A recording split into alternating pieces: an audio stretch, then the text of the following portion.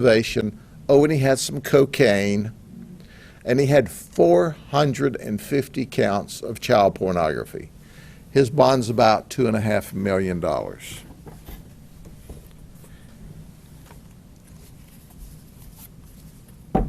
Kevin Scott Woods, he's 39. He's single, he lives in Polk City. He gets federal assistance, about $1,450 a month, he said. So he sits at home while you work, pay taxes, give him federal assistance for him to indulge in child pornography. He's charged with 35 counts. His focus was children 6 to 8 years of age. His bond is $350,000. He confessed after we found the images. And we go, why didn't you confess right up front? He said, well, I thought maybe you wouldn't find them. I had them hidden. And if you didn't find them, there's no need for me to confess. But then he threatened to eat people's face off or stab someone while he was in the jail. Nice guy. Don't you want a room with him? We put the detention staff on notice of his bizarre statements. And then there's Henry Dunn. He's a shop manager for Counter Effects by Roger. They specialize in kitchen counters and that sort of thing. He's married. He's from Winter Haven. 1 year ago, we served a search warrant on him, but we couldn't get into his phone. We highly suspected at that time he had child porn. He wouldn't let us into his phone. We couldn't crack the phone. So guess what? Our detectives don't forget. A year later, we show back up with another search warrant, and we catch him with his phone open. And when we arrest him, his wife said, didn't you guys learn your lesson the last time by bothering us? And we go, I guess we're slow learners. We're back, and we got his phone, and it's got pornography on it. 40 counts of child porn. That's right, that's what he's charged with. But here's what's frightening about this guy. He sent and received text, and his fantasy was sexually explicit memes that talked about daddy and daughters doing terrible things, and how he fantasized about that. Now, we saw no evidence of that conduct occurring, but he was fantasizing and talking about it. We know that statistically, one research shows us that the overwhelming majority, I think it's close to 80% of these people that possess child porn either have had sexual conduct or contact with children or would if given the opportunity. So he was one step away.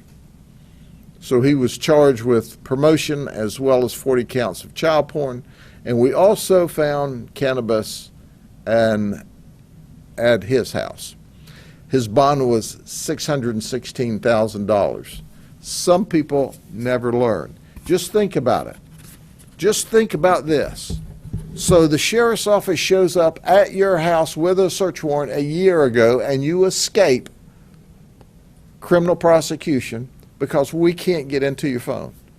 You think you'd learn a lesson. But understand, these folks are so fixated on the sexual abuse of children, they throw caution to the wind. Well, he's in jail, where he should be, and we're going to do our best to send him to prison. Then there's Eddie Zumeta. He's a lifeguard at Shades of Green, which is a large hotel on the Disney property. He is not a Disney employee. He's employed by the Department of Army as a lifeguard. That's right. He works for the Department of Army as a lifeguard. He had images of children about 4 years of age. We charged him with 20 counts of possession of child porn. He's still under investigation. He has a $115,000 bond, and he's married. And then we have Mr. Silas Harris. He works at Walmart. He's a night stock clerk. He's also an assistant coach in Little League football of little boys 8 to 10 years of age, called the Lakeland Destroyers. He's dirty in his chats. He talks about one day having daughters and then having children with those daughters, and that's what he fantasizes about. Now, he has no children, but he fantasizes with his other deviant friends about when he has daughters, then he can have children with his daughters.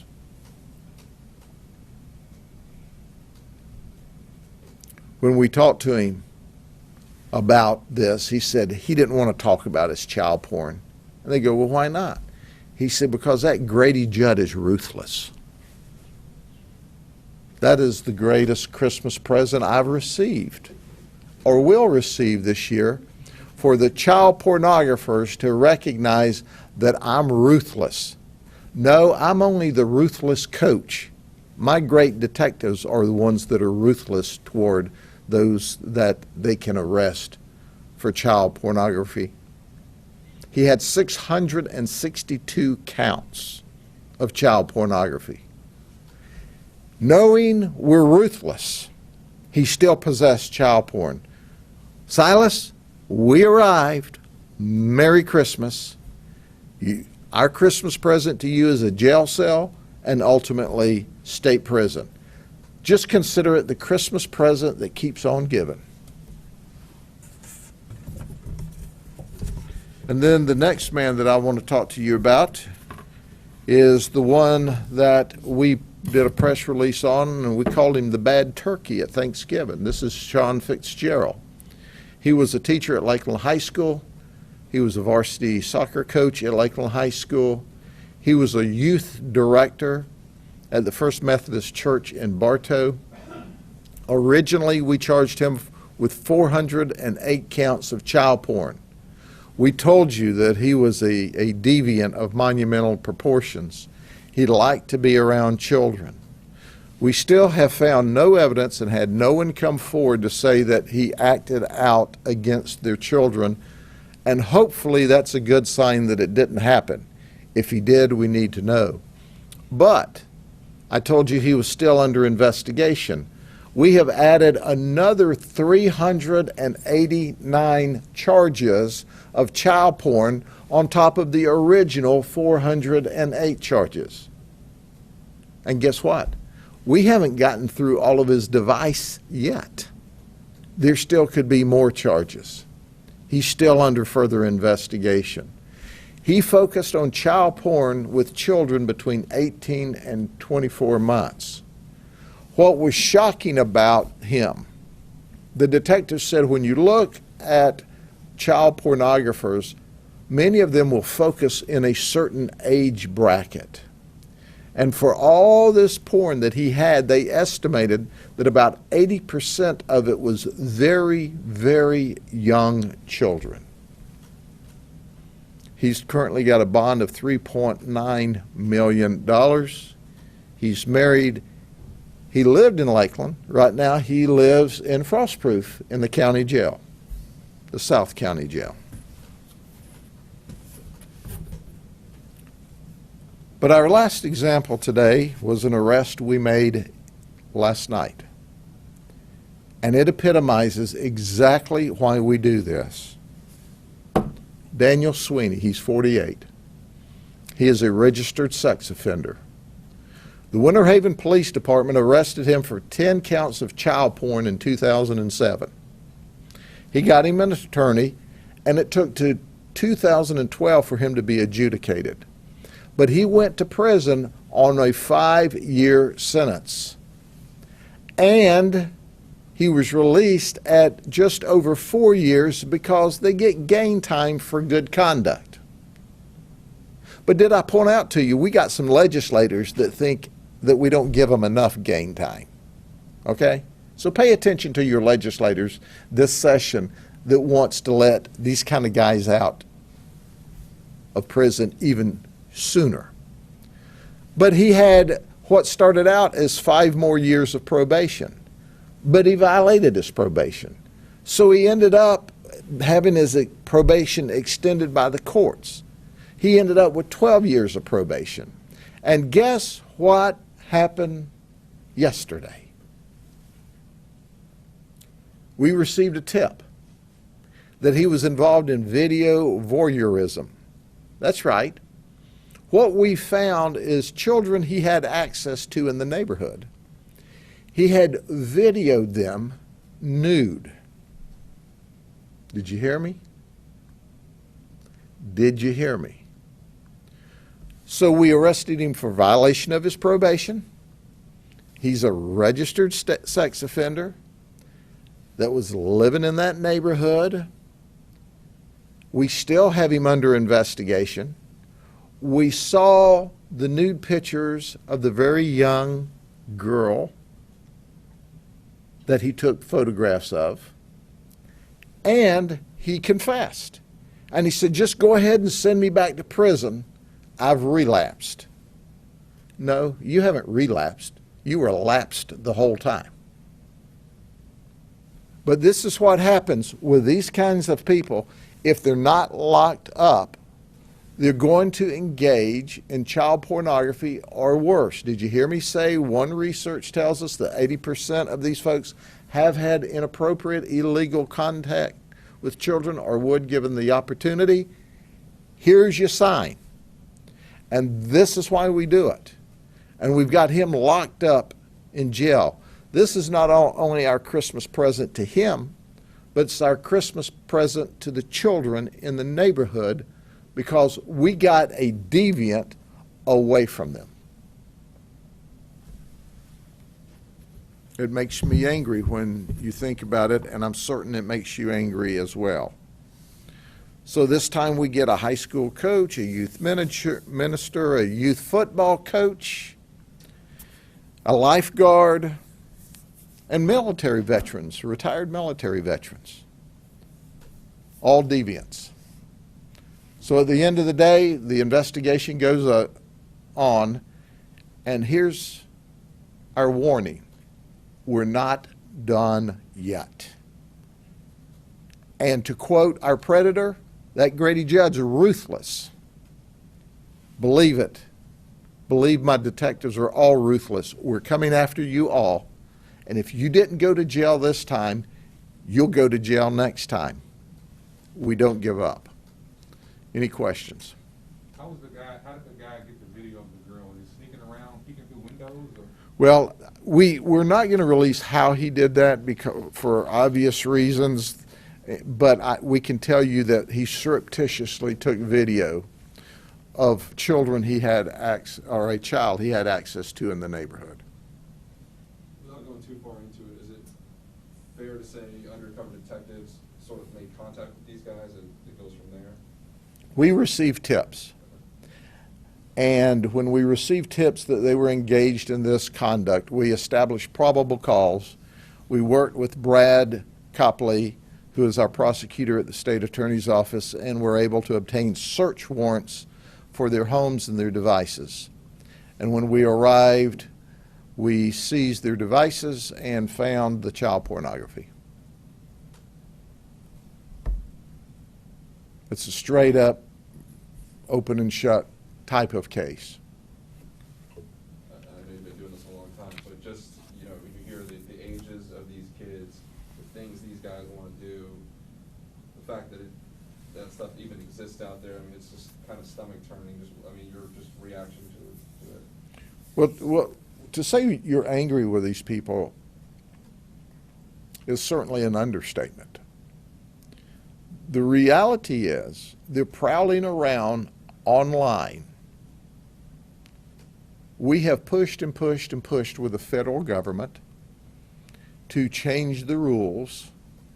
We are fought by the big internet providers.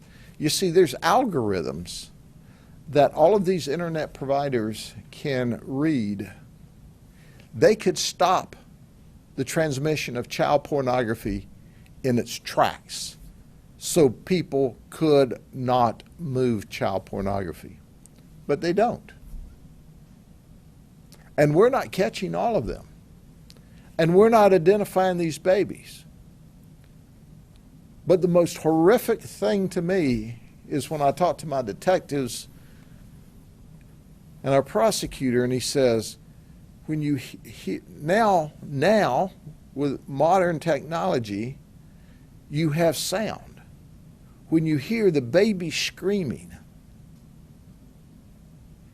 and you see the babies with their umbilical cords still attached, they're that young, being sexually battered by adults,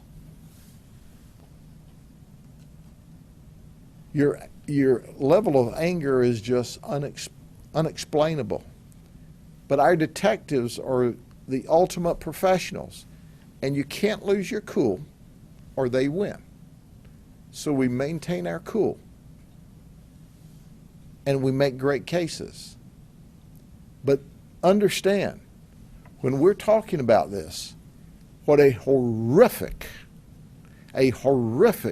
crime this is. So help us. People know. Some of these wives knew what their husbands were doing. Some didn't. Tell us. You've got a deviant in the house. You've got a deviant in the neighborhood. You've got a deviant at work that showed you a picture. Tell us. Or else you could wake up one day and it's your daughter you're taking a picture of, or worse, sexually abusing. Okay? Yes, ma'am. One off-topic question from yesterday's press conference. We got a lot of calls and emails at the station saying that using jailbroken Amazon Fire Sticks isn't illegal. It is illegal. It absolutely unequivocally is illegal. Those people who think for 1 second that taking a device, jailbreaking it, there's a clue for you, all of you with 3 brain cells or more, and then downloading proprietary data that you otherwise have to pay a source for, well, of course that's stealing. What mental Einsteins can't make that understand that? Like, you have to pay for it here, you use a jailbroke Fire Stick here, and take it without paying for it? Duh. Okay. Merry Christmas. Ho, ho, ho. Get you a bottle of rum. It'll get better. You'll figure it out after about the second drink, but don't drink and drive after you do. Okay? Anything else? Y'all take care. Thank you. We got one more day and one more press conference tomorrow. See you all then. Bye. Tomorrow, 11 o'clock too? I'm not sure. 11 o'clock, yes. I'm very good at showing up here exactly when they tell me to. Okay? Thank you.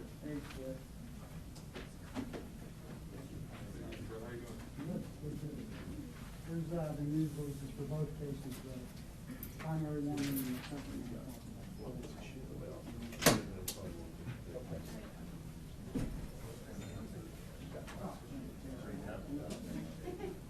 Hey, apparently we got a lot of calls. Do what? Apparently we got a lot of calls.